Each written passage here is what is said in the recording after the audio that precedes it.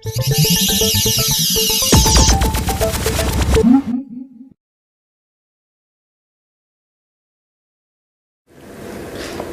Thacker from Olympus UK has just come into the What Digital Camera offices to show us their new Micro Four Thirds camera.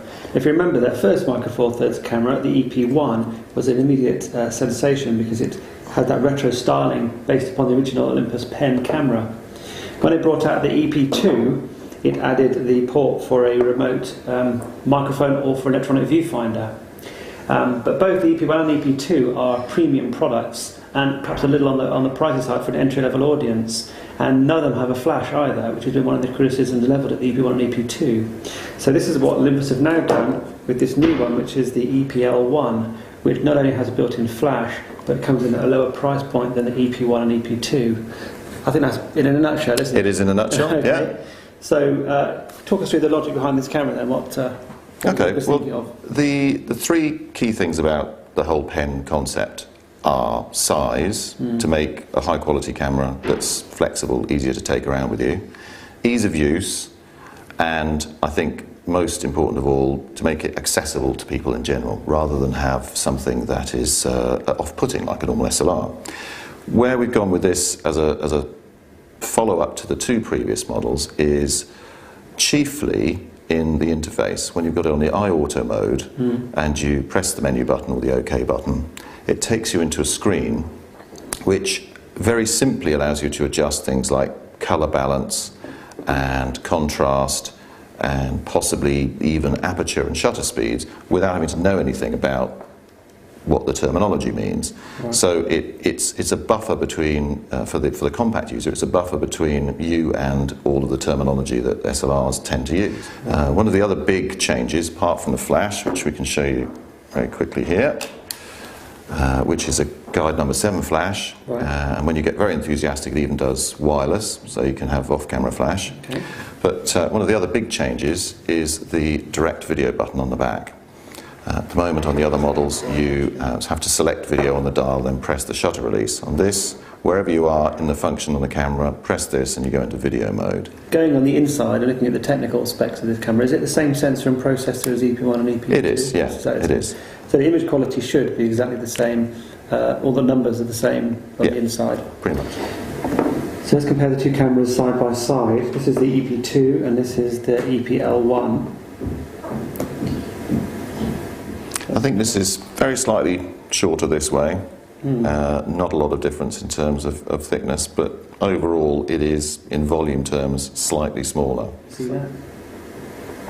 You move the mode dial to the right hand side. You can see it's been simplified on the back, can't you? It does look less intimidating. Yeah. I think that's the whole direction this range is going in. Conventionally, if you wanted to alter I suppose the brightness is usually one button on a compact sometimes, but quite often you have to delve into a menu to alter brightness, color balance. A lot of people don't understand white balance, and if you want to change the aperture or the shutter speed, you have to select aperture priority, shutter priority. What this is trying to do is lead people into that kind of creative input, but without them having to know what it's all about. So when you're in iAuto, which is the intelligent auto setting, press the OK button and it'll bring up a selection of choices and you can scroll down to the one that you want. If we go down to here, you'll see a color change, and this is essentially altering the white balance, which unfortunately you can see my hand in the way. But if I scroll down, the whole thing will go much cooler. Scroll up, the whole thing gets much warmer.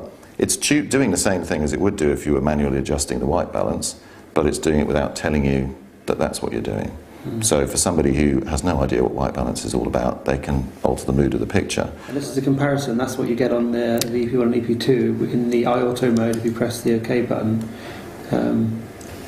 you can access, yeah, I mean, it immediately you can see the difference. It looks more complicated. You don't understand what all these things are, SAF and ESP and... Well, then especially things like the focus points. That's just immediately going to put people off. And this is the real change of direction, the move that this type of product is going to go in. So in summary then, this is a Micro Four Thirds camera for probably a slightly more mass market audience than you've done previously. Yeah, I think so. And do you think this is the direction that Olympus may be going in future, perhaps with Micro Four Thirds, in terms of the slight changes, in terms of the styling? Styling, one of the beauties of mirrorless cameras is that they could go in all sorts of directions because you're not stuck with a prism and a mirror box. So styling could go all over the place. The real direction thing is that Micro Four Thirds, or this new generation of system cameras in general, is all about bridging a gap between compacts and SLR in a way that currently isn't really being done. Because you can go to a bridge camera, but it's still got a lot of complicated interface, and you're limited in terms of the sensor size and the lenses that you've got. So this is saying you can have interchangeable lenses, you can have a large sensor, but it doesn't have to be intimidating. And Micro Four Thirds from the pen range will go in that direction to make it accessible, and it'll also go in the other direction, which is to make the performance will go up and up as well.